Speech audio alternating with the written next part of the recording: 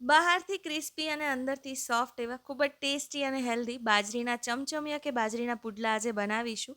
વિસરાતી વાનગીઓના લિસ્ટમાં આવતા આ બાજરીના ચમચમિયા ગ્લુટેન ફ્રી છે અને હજુ સુધી ક્યારેય ટ્રાય ના કર્યા હોય તો મારી આ રેસીપી જરૂરથી ટ્રાય કરો.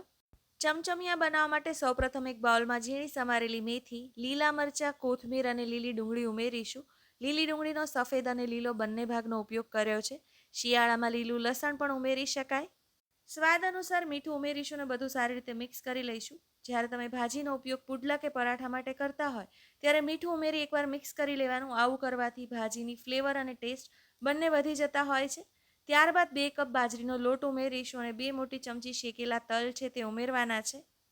બાજરીનો લોટ પોષક તત્વોથી ભરપૂર હોય છે. વેટ મેનેજમેન્ટ કરવામાં, બ્લડ શુગર કંટ્રોલ કરવામાં અને ડાયજેશનમાં હેલ્પફુલ છે. 1 ચમચી આદુ મરચાં અને લસણની પેસ્ટ ઉમેરીશું. સાથે 1 ચમચી રેડ ચીલી ફ્લેક્સ ઉમેરીશું. ઓપ્શનલ છે, પરંતુ તેનાથી સ્વાદ વધારે સારો આવતો હોય છે. હવે હિંગ, હળદર, ધાણાજીરું અને મરચું પાવડર ઉમેરીશું. આ ચમચમિયા દિવસના કોઈ પણ મીલમાં તમે લઈ શકો તેવા છે. ખૂબ ઝડપથી બની જાય છે. ગણતરીની મિનિટોમાં બનાવી અને સર્વ કરી શકાય તેવા છે. બધું સારી રીતે મિક્સ કરી લેવાનું છે. ત્યારબાદ 1 કપ જેટલું દહીં ઉમેરીશું.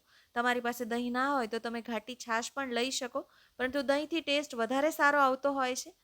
થોડું થોડું કરી અને પાણી ઉમેરતા જઈશું અને મીડિયમ ઘટ ખીરું તૈયાર કરી લેવાનું છે. આ ખીરું છે તે બન્યા પછી તમે લચકા જેવું કહી શકો તેવું બનાવવાનું છે.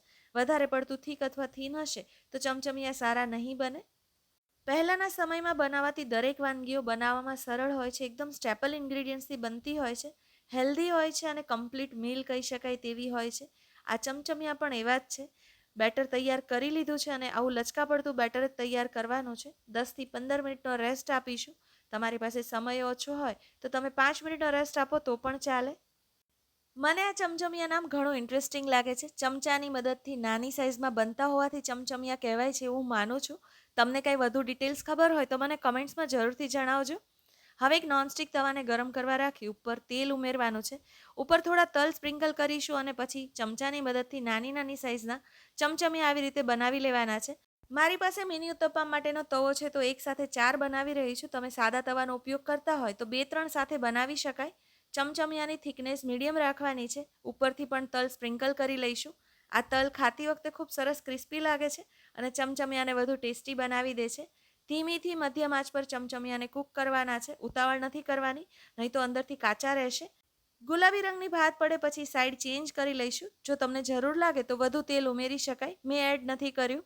બંને બાજુ ગોલ્ડન ક્રિસ્પી થાય ત્યાં સુધી તેને શેકી લેવાના છે અને ગરમા ગરમ ચમચમિયાને દહીં જોડે સર્વ કરીશું. મેં અત્યારે મસાલા દહીં જોડે કર્યા છે. તમે ચા, કોફી કે કોઈ ચટણી જોડે પણ સર્વ કરી શકો તેવા છે. જોઈને જ ખાવાનું મન થઈ જાય તેવા ટેસ્ટી ચમચમિયા અંદરથી પ્રોપર કૂક થયા છે કે નહીં તે પણ તમને દેખાડું. તમે જોઈ શકો છો કે અંદરથી પ્રોપરલી કૂક થયા છે. તો મારા બાજરીના ચમચમિયાની રેસીપી જરૂરથી ટ્રાય કરો અને મને કમેન્ટ્સમાં જણાવો કે તમને મારી રેસીપી કેવી લાગી.